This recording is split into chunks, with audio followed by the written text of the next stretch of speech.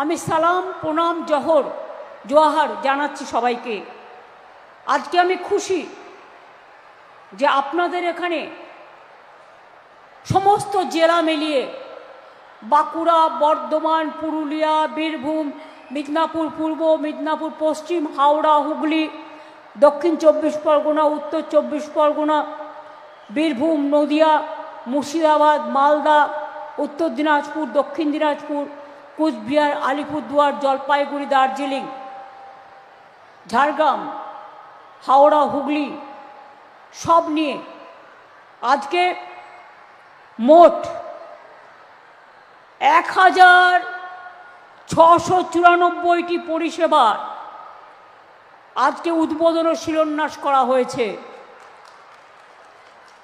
যার জন্য মোট মূল্য 33,551 কোটি টাকা।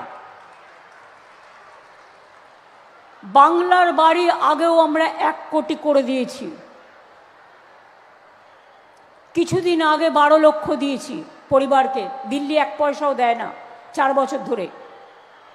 আজকেও 20 লক্ষ মানুষের কাছে ব্যাংকে টাকা পৌঁছে যাবে, তার মানে সংখ্যাটা 32 লক্ষ হয়ে গেল এই 2 মাসের মধ্যে।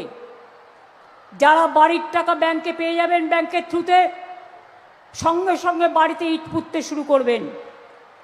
32 লক্ষ করে দিলাম আরও এবছরে, বাদ বাকি যেটুকু বাকি থাকবে আগামী দিন ফেস ওয়াইজে সেটুকুও করে দেব, এটা মাথায় রাখবেন। আমি চাই না কেউ থাকুন কষ্ট করে। দুর্যোগেও যাদের বাড়ি ভেঙেছে তাদেরও করে দিয়েছি। কৃষকদের বাংলার বাড়ির প্রকল্পে দ্বিতীয় পর্যায়ে আজকে দেয়া হলো 24,180 কোটি টাকা।